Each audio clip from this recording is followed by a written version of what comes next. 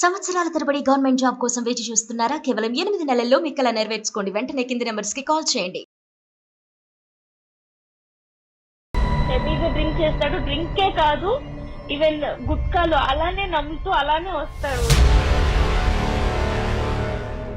మళ్ళీ నన్ను వచ్చి ఫిజికల్ గా చేయడము, ఈ 2 days వరకు చాలా నరకం అనుభవిస్తాను. 100% అందరినీ అన్ని సందర్భాల్లో సంతోష పెట్టగలిగేటటువంటి కెపాసిటీ, అనుభవం, వయస్సు నీకు లేవు. అడ్జస్ట్ అవ్వు అంటున్నారు. ఎన్ని రోజులు అడ్జస్ట్ అవ్వాలి? ఎంతకాలం అడ్జస్ట్ అవ్వాలి? తను ఫిజికల్ గా చేసిన తర్వాత 2 రోజులు నేను లేవలేను. ఆ పెయిన్స్ నరకం ఉంటుంది. ఎట్లా భరించాలి నేను? 4 గోడల మధ్య జరిగిన ఒక విషయాన్ని ఒక ఆడపిల్ల బహిరంగంగా ఇలా ఫోన్లో చెప్తోందంటే మెరైటల్ రేప్ అంటారు దీన్ని. ఇది సనాతనంగా మనకొస్తున్న ఆచార సాంప్రదాయాలు. నువ్వు అడ్జస్ట్ అయ్యి అక్కడే పడుండాలా? ఎంత నరకమైనా సరే ఇంకా పడుండాలా? అక్కడే చచ్చిపోవాలా? ఊరంతా నా గురించి ఇది తిరిగిపోతుంది, కొన్నైతే చెప్పుకోలేము. అంత గలీజ్గా మా ఊరు మొత్తం ప్రచారం చేశారు. ఇలాంటి సైకో వ్యక్తులను అసలు మార్చుకోలేమా డాక్టర్ గారు? పెళ్లి చేస్తే కనుక సెట్ అయిపోతారు అనేటటువంటిది ఒకటి ఉందమ్మా. అది ఇంకొకళ్ళ నెత్తి మీద రుద్దటమే కదా డాక్టర్ గారు. ఎంత అన్యాయం కదా ఇది. ఇంట్లో కూడా అర్థం చేసుకోవట్లేదు. ఎవరికి చెప్పాలి? చచ్చిపోవాలని ఉంది. తప్పు. ఏజ్ ఎంత అన్నదమ్మా? ఏజ్ 24 హలో, సువర్చల అండి? అవునండి. నేను సుమన్ టీవీ అందమైన జీవితం ప్రోగ్రామ్ నుంచి చేస్తున్నానండి. చెప్పండి. ఎస్, మీరు మాకు మెయిల్ పెట్టారు సువర్చల. అవునండి. మీ మెయిల్ గురించి నేను బ్రీఫ్గా ఆయనకి చెప్పాను. ఒక్కసారి మీరు కూడా మాట్లాడండి. అమ్మా సువర్చల, నమస్తే అమ్మా. నమస్తే అండి. నమస్తే అమ్మా. చెప్పమ్మా, నీ ప్రాబ్లం ఏంటో కొద్దిగా చెప్పమ్మా. అంటే నేను హ్యాపీగా జాబ్ చేసుకుంటూ ఉంటే ఇంట్లో వాళ్ళు పెళ్లి సంబంధం చూసారు కదా, ఇంట్లో వాళ్ళ ఇష్ట ప్రకారం పెళ్లి చేసుకున్నాను. మా ఫ్యామిలీ వచ్చేసి బెల్లారిలో ఉంటారండి, చాలా లాంగ్. కానీ మేము జాబ్ ఇక్కడ చేస్తాం కాబట్టి హైదరాబాద్ లో హస్బెండ్ తో పాటు ఉన్నాను. ఓకే. బట్ పెళ్ళైనప్పటి నుంచే ఇంకా డైలీ వచ్చి టార్చర్ చేయడము, కొట్టడము, లేట్ నైట్ ఇంటికి రావడము, అది ఇంకా ఇది చెప్పొచ్చో లేదో తెలియదు కానీ అసలు భార్యకి నాతో ఫిజికల్ గా కలవడం ఇష్టమో లేదో అని కూడా కనుక్కోడు.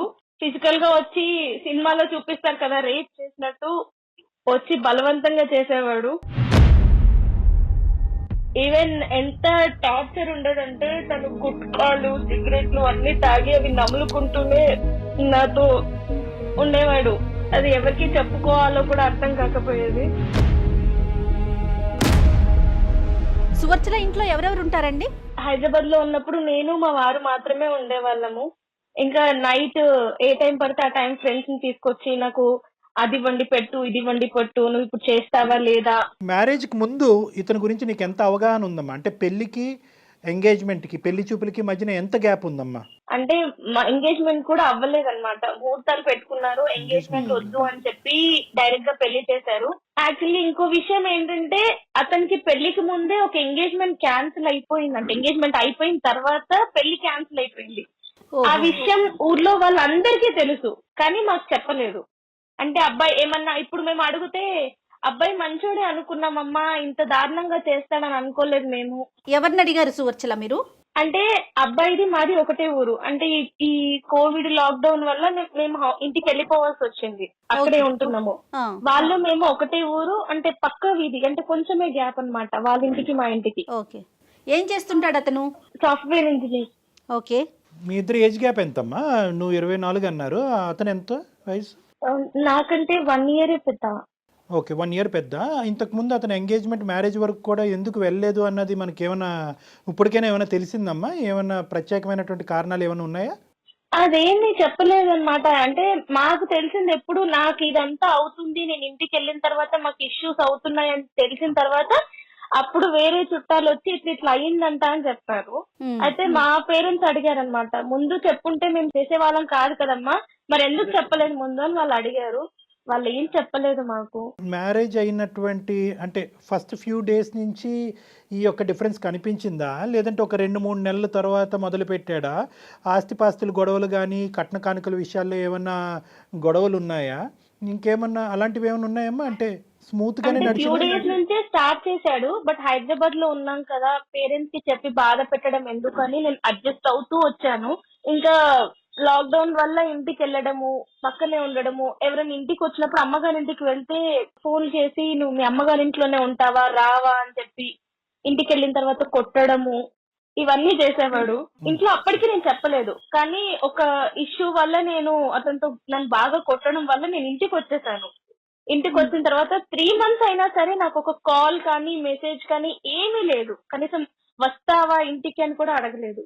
దాని తర్వాత నేను ఇంకా మళ్ళీ వెళ్ళి ఇంకా పేరెంట్స్ ఏంటంటే మనము బ్రాహ్మణ్స్ కదమ్మా, మనము ఇట్లా రాకూడదు, నువ్వు ఎంతైనా అడ్జస్ట్ అయి ఉండాలి, తప్పదు అని చెప్పి మాట్లాడుతున్నారు.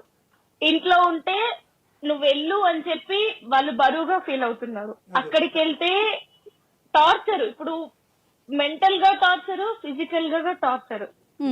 అరే ఇష్టం లేకుండా ఎవరు ముట్టుకున్నా మనకి ఉంటది, భర్త కూడా ఇష్టం లేకుండా ముట్టుకుని టార్చర్ చేస్తుంటే ఎలా ఉండాలి నేను? కాదు సువచ్చల, మీ మీద అతనికి ఏదైనా అనుమానం ఉన్నట్లుగా మీకు తెలిసిందా ఎక్కడైనా? ఆ కోణం ఏమన్నా ఉందా? అనుమానం అన్నట్టు ఏం బిహేవ్ చేయడు. వస్తాడు ఇంకా తన ఇష్టం అన్నమాట, నాకు ఇది కావాలి, నువ్వు చేస్తావా లేదా అంతే. ఇంకా ఎందుకు చేస్తున్నావు అంటే నా ఇష్టం, డ్రింక్ ఇలానే చేస్తాడమ్మా? మాట్లాడతాడు. డ్రింక్ చేస్తాడు, హెవీగా డ్రింక్ చేస్తాడు. డ్రింకే కాదు, ఈవెన్ గుట్కాలు అలానే నమ్ముతూ అలానే వస్తాడు ఇంట్లోకి. అసలు నాకు సిగరెట్ ఎవరైనా దూరంగా తాగుతుంటే కూడా అలా అసలు అక్కడ ఉండను, ఆ చుట్టుపక్కల కూడా ఉండను. అలాంటి నా స్మెల్ మళ్ళీ నన్ను వచ్చి ఫిజికల్ గా చేయడము, 2 days వరకు చాలా నరకం అనుభవిస్తాను. మీ అత్తవారింట్లో ఏమన్నా మీరు ఈ విషయాన్ని ఎక్స్ప్రెస్ చేసే ప్రయత్నం చేశారా సువచ్చల? చెప్పాను, వాళ్ళు కూడా ఏం మాట్లాడట్లేదు. వాళ్ళ అబ్బాయికే సపోర్ట్ చేస్తున్నారు. ఉండాలమ్మా, అడ్జస్ట్ అవ్వాలి, ఏం చేస్తావు, మొగుడంటే పడుండాలి, ఎందుకు పెళ్లి చేసుకున్నావు కదా భరించు, ఏం చేస్తావు అని మాట్లాడుతున్నారు. మళ్ళీ ఏమో ఇప్పుడు కొత్తగా స్టార్ట్ చేసింది ఏంటంటే ఇంటికి వెళ్ళిన తర్వాత నుంచి నాకు కట్నం తెచ్చివు, నాకు 10 లక్షలు తెచ్చివు, నాకు ఇప్పుడు కావాలి, మీ డాడీని అడుగు, మీ అమ్మని అడుగు. ఇంకెంత దారుణం అంటే మాది జాయింట్ ఫ్యామిలీ. మా ఇంట్లో మా మామ కొడుకు నాకు మరత అవుతాడు. నువ్వు మా మామ కొడుకుతో తిరుగుతున్నావు, చెట్టా పట్టాలు వేసుకుంటున్నావు, వాటితో ఏం చేస్తున్నావు అని కొత్తగా ఇప్పుడు స్టార్ట్ చేశాడు. కాదు డాక్టర్ గారు, ఇప్పుడు సువర్చల చెప్పిన దాన్ని బట్టి వింటుంటే అన్ని లక్షణాలు కనిపిస్తున్నాయి అతని వైపు. ఒకవైపు మనం గనక వింటున్నాం కాబట్టి నీ సైడ్ నుంచి ఏదో ఒక ప్రొవోకింగ్ ఇష్యూ వల్ల మనిషి ఇలా మారినట్టు అనిపిస్తుందా, లేదా నేచరే మనిషిది ఇలాంటిది నన్ను అంటారు? అసలు ఏమి చేయలేదు. పెళ్లి వరకు హ్యాపీగా పెళ్ళయింది, ఎంత హ్యాపీగా ఉంటది అనే సెన్స్, అంటే ఇంట్లో ఇష్టమైన పెళ్లి నేను చేసుకున్నాను, హ్యాపీగా ఉందాము, హ్యాపీగా లీడ్ చేద్దాము అనే సెన్స్ లో నేనున్నాను. కానీ అయిన తర్వాత మొత్తం నా లైఫ్ అనేది చేంజ్ అయిపోయింది. అడ్జస్ట్ అవ్వు అంటున్నారు. ఎన్ని రోజులు అడ్జస్ట్ అవ్వాలి, ఎంతకాలం అడ్జస్ట్ అవ్వాలి? నువ్వు మానసికంగానే కాదు, ఫిజికల్ గా శారీరకంగా కూడా నన్ను హింసిస్తూ ఉంటే ఎన్ని రోజులు భరిస్తాము? ఎట్లా అంటే తను ఫిజికల్ గా చేసిన తర్వాత 2 రోజులు నేను లేవలేను, పెయిన్స్ నరకం ఉంటుంది, ఎట్లా భరించాలి? ఊరుకోండి సువచ్చల. ఇంట్లో కూడా అర్థం చేసుకోవట్లేదు, ఎవరికి చెప్పాలి? చచ్చిపోవాలని ఉంది నాకు. కానీ మీ ప్రోగ్రామ్ చూసి ఒక్కసారి మిమ్మల్ని అడుగుతాము, ఏం చెప్తారు అని చెప్పి ఫోన్ చేశాను. చచ్చిపోవటం, ఆత్మహత్య అనేటటువంటిది సొల్యూషన్ కాదు. నువ్వు చాలా చిన్న అమ్మాయివి, నీ జీవితాన్ని నువ్వు ఏ విధంగా సరిదిద్దుకోగలవు అనేటటువంటిది, లేదంటే ఏ దారిలో వెళ్తే కనుక నీకు సరైనటువంటి సొల్యూషన్ అందుబాటు అవుతుందని అందమైన జీవితం ఖచ్చితంగా ఆ మార్గాన్ని చూపెట్టే ప్రయత్నం చేస్తుందమ్మా.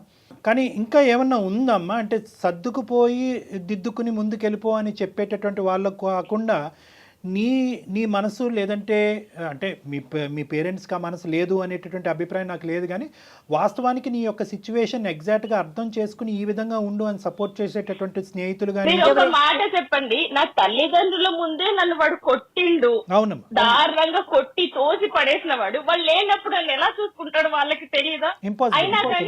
అయినా కానీ మన ఊరే అంటే మా పక్కనే కదా, ఊర్లో అందరికి తెలుసు కదా మీకు పెళ్ళయిందని చెప్పి, నువ్వు ఇంకా వాడితోటే ఉండాలి నువ్వు అని అంటే నేను ఎలా బతకాలి? నేను ఎలా ఉండాలి వాడితోటి? ఇటు తల్లిగారు ఆదరయ్యారు, అటు అత్తగారు ఆదరయ్యారు, నేను ఏమైపోవాలి? మీరేం చదువుకున్నారు సువర్చల? బీటెక్ చదివాను. జాబ్ చేయాలి అనే ఆలోచన ఏమైనా ఉందా? అంటే మీ ఇంట్లో జాబ్కు పంపించే ఆలోచన వాళ్ళకి పేరెంట్స్ అసలు ఉందా? బిఫోర్ మ్యారేజ్ పెళ్లి ముందు వరకు చేశాను, పెళ్లి తర్వాత కూడా చేశాను. ఓకే. మధ్యలో ఇంకా ఈయనకి కష్టం అవుతుంది, నాకు ఎవరు వండి పెడతారు అని వాళ్ళ మదర్ కొంచెం చెప్పడం వల్ల జాబ్ మానేసి ఇంట్లోనే నేను ఉన్నాను. ఓకే. ఇంట్లోనే ఉన్నారు. అమ్మ మీరు ఎంతమంది అమ్మా? అక్క చెల్లెలు ఎంతమంది అమ్మా మీరు? మేము ఇద్దరం అండి. మీరిద్దరే. మరి నీకేమన్నా అనిపించిందమ్మా అంటే నీ పెళ్లి చేసేటటువంటి దాంట్లో కొద్దిగా ఎంక్వైరీస్ కానీ లేదంటే కొద్దిగా క్షుణ్ణంగా విశ్లేషించిన తర్వాత ఒక అబ్బాయిని వెతికి పెళ్లి చేసినట్టుగా నీకు అనిపించిందా? ఎందుకు ఇద్దరు అమ్మాయిలు ఉండేటటువంటి చోట ఎందుకు ఈ తొందరపాటు? అంటే ఇన్ని క్యారెక్టర్స్ ఒక మనిషిలో. నేను అడిగాను, వాళ్ళు అడిగారు, మేమంతా చూసి ఆరాధేసి, మరి పెద్ద ఫ్యామిలీ కదా, అందరూ కనుక్కున్న అబ్బాయి మంచోడే చుట్టుపక్కల వాళ్ళే అందరూ చెప్పారు. ఇప్పుడు ఎంత దారుణం అయిపోయిందంటే అబ్బాయి గురించి తెలిసి కూడా వాళ్ళే ఇప్పుడు నన్ను అంటున్నారు. అంటే ఈ అబ్బాయి ఏం చేశాడంటే, నేను ఇప్పుడు వేరే వాళ్ళని ఏమైనా పెళ్లి చేసుకుంటానేమో తనకి డైవర్స్ ఇచ్చి అని చెప్పి ఊరంతా నా గురించి ఇది తిరిగిపోతుంది, మొగుడుతో సరిగ్గా ఉండదు, ఎంత గలీజ్ గా కొన్నైతే చెప్పుకోలేము, అంత గలీజ్ గా మా ఊరు మొత్తం ప్రచారం చేశాడు. కానీ కళ్యాణ్ గారు ఇక్కడ చూడండి, వాళ్ళే వచ్చి నన్ను చెడుగా అంటున్నారు. ఓకే, వాళ్ళ పేరెంట్స్ తప్పిదం అనేది ఎంత స్పష్టంగా కనిపిస్తోంది. ఈ రోజుల్లో అబ్రాడ్ లో ఉండే వాళ్ళ ఫ్యామిలీలే పూర్తిగా ఎంక్వైరీలు చేసి ముందు వెనక ఆలోచించి పెళ్లిళ్ళు చేస్తున్నారు కదా. పక్క సందులో ఉన్న అబ్బాయి గురించి ఎంక్వైరీ చేసుకోకుండా ఆడపిల్లని ఇచ్చేస్తున్నారు. అంటే తల్లిదండ్రులు విశ్లేషణ చేయలేదా అనేటటువంటిది ఒక ఎత్తు. యూజువల్గా ఏంటంటే ఈ టైప్ ఆఫ్ పర్సనాలిటీస్ సమాజంలో 2 నుంచి 4% ఉన్నారమ్మా. 2 to 4% మంది ఉన్నారు. వీళ్ళు బయటకు దేవుళ్ళ కనిపిస్తూ ఉంటారు, ఇంట్లో దెయ్యంలాగా రాక్షసులాగా ప్రవర్తిస్తారు. ఎలా మారిపోతారు బయటికి అంటే బయటికి కనిపించేదే సమాజం నమ్ముతుంది. ఇప్పుడు ఈ అబ్బాయిని బహుశా వచ్చేటటువంటి అన్ని సందర్భాల్లో అన్ని సంబంధాల్లో ఈ అబ్బాయికి బయట నుంచి చూసేటటువంటి వాళ్ళందరూ 100కి 100 మార్కులు వేస్తారు. ఇక్కడ తెలుసుకోవలసినటువంటి ముఖ్యమైనటువంటి వ్యక్తులు ఇంకొక ఆడపిల్ల జీవితం పాడు చేయకూడదు అనే ఆలోచనతో ఉండవలసినటువంటి వ్యక్తులు ఎవరైనా ఉన్నారంటే అతని యొక్క తల్లిదండ్రులు. ఖచ్చితంగా. అంటే యూజువల్గా ఎందుకు సైకోలు మారుతారు? ఎందుకు మారుతారు? ఎందుకంటే కనుక అతను బయటకి ఇచ్చేటటువంటి లుక్ అది ఇంటర్నల్ గా ఉండేటటువంటి వ్యక్తిత్వం డిఫరెంట్ గా ఉంటుంది. వీళ్ళని స్ప్లిట్ పర్సనాలిటీస్ అంటూ ఉంటారు. మంచి చూస్తే కూడా అలా ఉండడు, చాలా అమాయకంగా ఉంటాడు. ఎందుకంటే సింపుల్ గా చెప్పాలంటే నమ్మకం కూడా చెప్తే కూడా అంత అట్లా ఉన్నాడా, ఎవరు నమ్మలేని పరిస్థితి. అంటే అరే అసలు నిజం చెప్తుందా అబద్ధం చెప్తుందా, మరి పర్సనాలిటీకి బిహేవియర్ కి సంబంధం ఏముంది? కానీ ఒక్క విషయం చాలా స్పష్టంగా అర్థమవుతుందండి. అంటే నేను సువర్చల వైపు మాట్లాడుతున్నానని అనుకోవద్దు డాక్టర్ గారు. 4 గోడల మధ్య జరిగిన ఒక విషయాన్ని ఒక ఆడపిల్ల బహిరంగంగా ఇలా ఫోన్లో చెప్తోందంటే తను ఎంత మానసిక క్షోభ అనుభవిస్తోందో అర్థమవుతోంది కదా మనకి. అందులో డౌటే లేదమ్మా. అంటే సువర్చల ఇప్పుడు ఉండేటటువంటి డిప్రెషన్ అనొచ్చు, లేదంటే ఎందుకు ఇలా బ్రతుకుండాలి. ఎందుకంటే తన సిచ్యువేషన్ ఏంటంటే చాలా మంది ఆడపిల్లలు ఈ పొజిషన్లో ఉన్నప్పుడు తల్లిదండ్రులు ముందుకు వస్తారు. అమ్మ నీకు నచ్చకపోతే కనుక అల్లారు ముద్దుగా నేను పెంచుకున్నావమ్మా, పెళ్ళే ముఖ్యం కాదు, ఇలాంటి అయిపోయింది. ఇప్పుడు ఇక్కడ ఉండేటటువంటిది ఏంటంటే పెళ్లి ఘనంగా చేసాం, నువ్వు బయటకు వెళ్తే కనుక పరువు పొద్దని చెప్పి పరువుకి ఇంపార్టెన్స్ ఇచ్చేటటువంటి కుటుంబంలో నుంచి వచ్చినప్పుడు ఎంత కాదనుకున్నా కూడా చాలా కుటుంబాల్లో మొదట వాడేటటువంటి పదం ఏదన్నా ఉంది అంటే కనుక అడ్జస్ట్ అవ్వాలి. అడుగుతాను, చెప్పండి సువర్చల. ఇంక నువ్వు అడ్జస్ట్ అయ్యి అక్కడే పడుండాలా, ఎంత నరకమైనా సరే ఇంకా పడుండాలా, అక్కడే చచ్చిపోవాలా, బయటికి రాకూడదా? అంటే మాకంటూ ఒక లైఫ్ ఉండకూడదా, హ్యాపీగా బతకూడదా మేము? ఏ కుటుంబంలో అయినా కూడా తల్లిదండ్రులు ప్రధానంగా ఒక పెళ్లి జరిపిన తర్వాత కూతురు వచ్చి నేను ఎంత టార్చర్ అనుభవిస్తున్నాను అనేటటువంటి మాట చెప్పినా కూడా తల్లిదండ్రులు ప్రధానంగా మొదట్లో ఏమంటారంటే అమ్మా సర్దుకుపోవమ్మా, ఏమైనా తప్పులుంటే దిద్దుకుపోవమ్మా, కాలం అనేటటువంటిదే ఒక వైద్య పరికరంగా పనిచేసి అతనిలో ఒక మార్పును తీసుకొస్తుందమ్మా, లేదంటే పిల్లలు పుట్టిన తర్వాత ఒక మెచ్యూరిటీ వస్తుందమ్మా, లేదంటే ఉద్యోగం మారితే కనుక ఇలా ఏదో చెప్తూ ఉంటారమ్మా. దాన్ని మనం తప్పుపట్టవలసినటువంటి అవసరం లేదు. మీరు ఒక నెగటివ్ రోల్లో తీసుకోకండి. ఇలాంటి విషయాన్ని కనుక మీకు చెప్తున్నారంటే ఇది సనాతనంగా మనకు వస్తున్న ఆచార సాంప్రదాయాలు. తర్వాత ఇప్పటి వరకు మీరు చెప్పింది ఒక ఎత్తు, ఇది నాణ్యానికి ఒక వైపే, ఇంకొక వైపు ఒక స్టెప్ వేసి ఆలోచించండి. నేను వాళ్ళకి చెప్పాలి అనుకుంటే ఎప్పుడూ చెప్పేదాన్ని హైదరాబాద్ లో ఉన్నప్పుడే. అది కూడా వాళ్ళకి నేను చెప్పకుండానే మా హస్బెండ్ ద్వారానే, ఎవరైతే ఇప్పుడు నన్ను ఇంత టార్చర్ చేస్తున్నారో తన ద్వారానే మా ఇంట్లోనే తెలిసింది వాళ్ళకి. అంటే నన్ను అంత టార్చర్ చేసిన విషయం వాళ్ళు కళ్ళారా చూసిన తర్వాత కూడా ఎట్లా ఉండమని చెప్తారు. చూసారు, అప్పుడు అడిగారు నన్ను, ఏంటి ఇప్పుడు ఒక్కసారి ఉందా, ఎప్పటి నుంచి ఉండంటే మీకు చెప్పలేదు అని కూడా చెప్పాను. ఇలాంటి సైకో వ్యక్తులను అసలు మార్చుకోలేమా డాక్టర్ గారు? సైకో మార్పు తీసుకురాలేమా మనం? సైకోలు అసలు ఎందుకు పుడతారు, ఎందుకు ఇలా వ్యవహరిస్తారు అంటే కనుక ఖచ్చితంగా చాలా వరకు ఈ 2 నుంచి 4% పాటు ఉండేటటువంటి వ్యక్తులకి ప్రధానమైనటువంటి కొన్ని లక్షణాలు ఉంటాయి. ఒకటి ఏంటంటే వీళ్ళకి తాగుడు అనేది ఒకటి ఉంటుంది. ఎస్. సో ఆ తాగుడు ఏంటంటే వాళ్ళలో విచక్షణ కోల్పోతారు. విచక్షణ అనేది పోతుంది. ఆల్రెడీ వాళ్ళకి సైకోయిజం అంటే కనుక విచక్షణ అనేటటువంటి తక్కువ స్థాయిలో ఉంటుంది కాబట్టి డ్రింక్ చేస్తే ఇంకా అది పూర్తిగా పోతుంది. 2 చెడు వ్యసనాలు, చెడు స్నేహాలు, చెడు ఆలోచన శైలి, ఈ 3 కంటెంట్ ఉంటాయి. ఈ 3 కంటెంట్ చాలా వరకు ఏంటంటే పెరిగిన వాతావరణం, పెంపకం అని అంటూ ఉంటారు.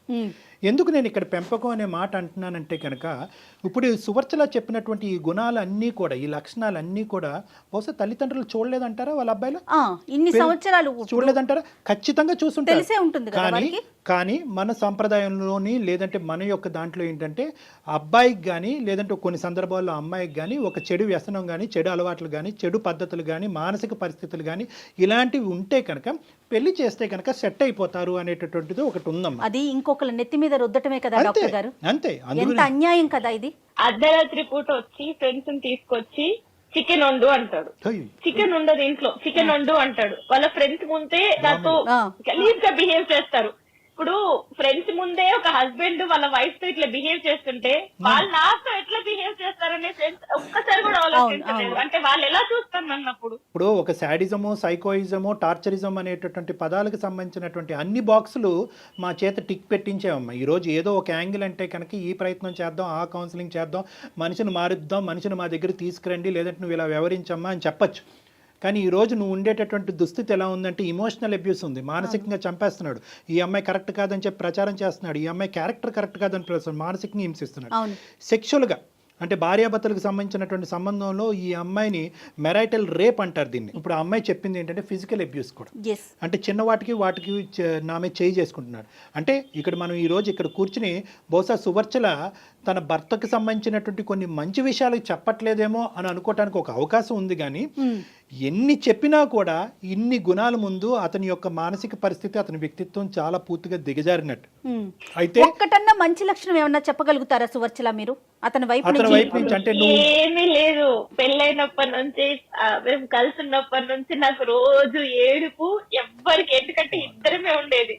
ఊర్లో అమ్మ వాళ్ళు ఉన్నారు, వాళ్ళకి ఫోన్ చేసి చెప్పలేను, ఏ ఫ్రెండ్ కి చెప్పలేను, ఎవ్వరికి చెప్పక నేను నరకం అనుభవించి, నిజంగా అందరు అంటారు కదా లాక్డౌన్ కొందరికి నష్టం చేసిందని చెప్పి, నాకు నిజంగా మేలు చేసింది. ఎందుకంటే లాక్డౌన్ వల్ల నేను మా అమ్మ వాళ్ళ ఇంటికి వెళ్ళాను, అతని గురించి నిజం తెలిసింది. అయినా కూడా నాకు కష్టాలు అనేవి తప్పలేదు. నేనేం చేయాలి? ఇక నాకు చావేనా గతి. లేదు సువర్చల, అసలు ఎప్పటికీ అలాంటి ఆలోచనే పెట్టుకోవద్దు దయచేసి. Suvarchala, without any second thought get out of this marriage అమ్మా. Come out of this marriage. ఎందుకంటే నో ఇది ఏంటంటేనమ్మా, బేసికలీ ఇక్కడ నువ్వు ఏడవటం, చనిపోవటం, లేదంటే చంపబట్టం, ఈ 3 అంశాల్లో ఏదో ఒకటి జరుగుతుందమ్మా నీ జీవితంలో. ఇటువంటి వ్యక్తి కాదు కళ్యాణ్ గారు, ఒక్క నిమిషం వాళ్ళ పేరెంట్స్ తో మాట్లాడించే ప్రయత్నం చేయలేమా? చేయవలసినటువంటి ప్రయత్నం ఏదన్నా తల్లిదండ్రుల ద్వారా చేయాలి అనేటటువంటి ఆలోచన తనకుంటే ఖచ్చితంగా చేయాలి. కానీ తన నిర్ణయం మీద తను నిలబడేటటువంటి శక్తి సామర్థ్యాలు తను పెంపొందించుకోవాలి. నువ్వు ఒక నిర్ణయం తీసుకొని నేను అబ్బాయితో విడిపోతాను అన్నా కూడా నువ్వు విడిపోతే మేము చచ్చిపోతాము. ఒకటి సువర్చల అమ్మ, you cannot satisfy 100% of the people 100% of the time. ఈ ఈక్వేషన్ ఎప్పటికీ గుర్తుపెట్టు. 100% అందరినీ అన్ని సందర్భాల్లో సంతోష పెట్టగలిగేటటువంటి కెపాసిటీ, అనుభవం, వయస్సు నీకు లేవు.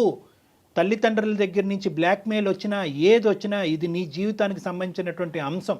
ఒక్కసారి అర్థం కానటువంటి తల్లిదండ్రులకి 2 సార్లు చెప్పు. నీ ద్వారా అర్థం కానటువంటి తల్లిదండ్రులకి నీ ద్వారా నీకు సంబంధించినటువంటి వ్యక్తుల ద్వారా చెప్పేటటువంటి ప్రయత్నం చేయి. సోషల్ అబ్యూజ్ అంటే ఏంటో వాడికి విడమర్చి చెప్పు. సెక్షువల్ అబ్యూజ్ అంటే ఏంటి అన్నది వాడికి విడమర్చి చెప్పు. ఇమోషనల్ అబ్యూజ్ ఏంటి అన్నది విడమర్చి చెప్పు. ఫిజికల్ అబ్యూజ్ అన్నది ఏంటి విడమర్చి చెప్పు. ఎందుకు అంటే కనుక చాలా సందర్భాల్లో నేను ఇందాక అన్నట్టుగా అడ్జస్ట్ అయ్యి వేచి చూడు అనేటటువంటి పదం ప్రతి కుటుంబంలో ప్రతి తల్లిదండ్రులు వాడేటటువంటిది. కానీ ఇక్కడ చూడవలసింది ఏంటంటే డ్యూరేషన్ ఆఫ్ టైం. అంటే కేవలం సంవత్సరంకే ఈ అమ్మాయి ఎలాంటి నిర్ణయం అనేటటువంటి అంశానికంటే ఇక్కడ ప్రధానంగా చూడవలసింది ఏంటంటే Suvarchala the intensity. The intensity of the torture and the quality of the torture అంటే అన్ని రంగులు అన్ని హంగుల్లో ఒక మనిషి భరించలేక ఈరోజు సువర్చల మనతో ఇలా ఫోన్ చేసి మాట్లాడుతుంది అంటే కనుక అందమైన జీవితం అనే ఈ వేదిక ఉండటం వల్ల అమ్మాయి ఫోన్ చేసి చెప్తుంది. లేదంటే ఈ అమ్మాయి ఈ రోజు ఇంకో ఆత్మహత్య ధోరణం ఇంకో పనికి పూనుకోలేదు అనేది గ్యారంటీ లేదు కదా. అవును అవును. మీ సొల్యూషన్ ఏం చెప్తారు ఫైనల్ గా చెప్పండి. Know the thing is Suvarchala ఇక్కడ సొల్యూషన్ ఈజ్ స్ట్రైట్ ఫార్వర్డ్ అమ్మా. ఇక్కడ ఏంటంటే అన్ని కెపాసిటీస్లో అన్ని విధాలుగా అమ్మ సువర్చల ఆర్ యు దేర్? ఉన్నాను. ఓకే అమ్మ నువ్వు గుండె నిబ్బరం చేసుకుని ధైర్యంగా ఉండమ్మా. ఎందుకంటే ఈ రోజు నీకు బోల్డ్ అంత భవిష్యత్తు ఉంది. నీకేమి బరువు బాధ్యతలు రెస్పాన్సిబిలిటీస్ అంటూ ఏమీ లేవు. మీ ఇద్దరు లక్కీగా నువ్వు ఏదైనా సంతోషపడవలసినటువంటి అంశం ఉంది అంటే కనుక సంవత్సరం అయిన తర్వాత ఇప్పటికీ నువ్వు ప్రెగ్నెంట్ కాకపోవడం అన్నది నువ్వు చేసుకున్నటువంటి అదృష్టం. లేదంటే ప్రెగ్నెన్సీ అదే హ్యాపీ ఫీల్ అవుతాను. బట్ నేను కంప్లీట్ బ్లాంక్ అయిపోయాను. నా మైండ్ అనేది పని చేయట్లేదు. అందుకే నేను మీకు మెయిల్ చేశాను. నేను ఏంటి అర్థం కాక అసలు చాలా చాలా మంచి పని చేశారు సువచ్చల, నిజం చెప్తున్నాను కదా. ఎందుకంటే ఇప్పుడు కళ్యాణ్ గారు చెప్పినట్లుగా డెఫినెట్ గా ఒక పాజిటివ్ డెసిషన్ తీసుకోండి. మీరు చదువుకున్నారు, సొసైటీ ఏంటో మీకు తెలుసు, ఫ్రెష్ గా స్టార్ట్ చేసేయండి. అంతేగాని వీళ్ళేమనుకుంటారో వాళ్ళేమనుకుంటారో ముందు వెనక ఆలోచించొద్దు. మీ జీవితం మీ చేతుల్లోనే ఉంది. మీరు ఇంకా చిన్న వయసులోనే ఉన్నారు. ఇది ఒక పీడకల్లా మర్చిపోవాలి అనేటటువంటి ఉద్దేశం మా అందరికీ ఉంది. కాబట్టి ఎటొచ్చి మీకు ఏదైనా అడ్డం ఉంది అంటే కనుక ఏ విధంగా మీ తల్లిదండ్రుల్ని కన్విన్స్ చేయాలి అన్నది ఒక్కటే ఇక్కడ మీ సమస్య. కాబట్టి మీరు ఇమోషనల్గా ఉన్నారు. చాలా ఇమోషనల్గా ఉండటం వల్ల ఏమవుతున్నారంటే మీరు అనుభవించినటువంటి కంటెంట్ ఏదైతే ఉందో అది మీ పేరెంట్స్కి సరిగ్గా కమ్యూనికేట్ చేయలేకపోతున్నారేమో. కన్ఫ్యూజ్. వయసు చిన్నదమ్మా, అనుభవం చిన్నది. ఒక సంవత్సరం అన్ని రకాలుగా చెప్పాను, వినట్లేదు. ఇప్పుడు వాళ్ళు వినకపోతే నేనేం చేయాలి? ఇంకెంత పచ్చిగా చెప్పాలి? పేరెంట్స్ కి ఎవరైనా అంత పచ్చిగా చెప్తారా? అరే నా మొగుడు ఇలా చేస్తున్నాడు అని చెప్పి ఎవరైనా చెప్పుకుంటారా? ఆయన చెప్పినా కూడా వినట్లేదు. అమ్మ ఇక్కడ ఏదన్నా కూడా you have to take a stands అమ్మ. నేను సింపుల్గా చెప్తున్నాను, నువ్వు గుండె నిబ్బరం చేసుకుని ధైర్యంగా ఉండు. తల్లిదండ్రులకి చెప్పేటటువంటి విధాలుగా అన్ని విధాలుగా నువ్వు ప్రయత్నం చేయి. ఎవరైతే కనుక వాళ్ళ మాట వింటారో వాళ్ళ ద్వారా చెప్పేటటువంటి ప్రయత్నం చేయి. లాస్ట్ అండ్ ఫైనల్ నువ్వు ఇంకొకటి కూడా చెప్తానమ్మా. బహుశా నీ తల్లిదండ్రులకి నువ్వు కన్వే చేసిన తర్వాత మీ తల్లిదండ్రులు అటువైపు తల్లిదండ్రులు ముందుకొచ్చి జస్ట్ ఫర్ దేర్ సాటిస్ఫాక్షన్, వాళ్ళ సంతోషం సంతృప్తి కొరకు మీరిద్దరూ మ్యారేజ్ కౌన్సిలింగ్కి వెళ్ళి ఒక్కసారి ఆఖరి అవకాశం ట్రై చేయండి అని చెప్తే దానికి కూడా నేను రెడీగా ఉన్నానమ్మా. అది కూడా నువ్వు ఏకీభవించి నువ్వు ఇలా వెళ్దాము, ఇది ఒకసారి ట్రై చేద్దాం అనే ఉద్దేశం నీకు ఉంటే కనుక will try that. Otherwise will close that door also. Second కాకుండా ఫస్ట్ చెప్పారు కదా, కొత్త లైఫ్ స్టార్ట్ చేయమని. ఓకే అమ్మా, ఆల్ ద బెస్ట్. కన్విన్స్ చేయడానికి డెసిషన్ తీసుకుంటాను. అలాగే తల్లి, అలాగేనమ్మా, షూర్. మీ పేరెంట్స్ కి ఎవరు చెప్తే వింటారో వాళ్ళతో చెప్పించే ప్రయత్నం చేయండి సువర్చల. రైట్, అదే ట్రై చేస్తాను. అంటే మీరు మాట్లాడిన తర్వాత కొంచెం చిన్న హోప్ వచ్చింది. Very good. కంటిన్యూ చేస్తాను. Thank you so much. కాల్లోనే కాదు సువర్చల, మీకు ఎప్పుడు ఎలాంటి అడ్వైస్ కావాలన్నా కూడా డెఫినెట్ గా మాకు పర్సనల్ గా మీరు మెయిల్ చేయొచ్చు. ఓకే అండి, thank you. Thank you Suvarchala. God bless you అమ్మా, ఆల్ ద బెస్ట్.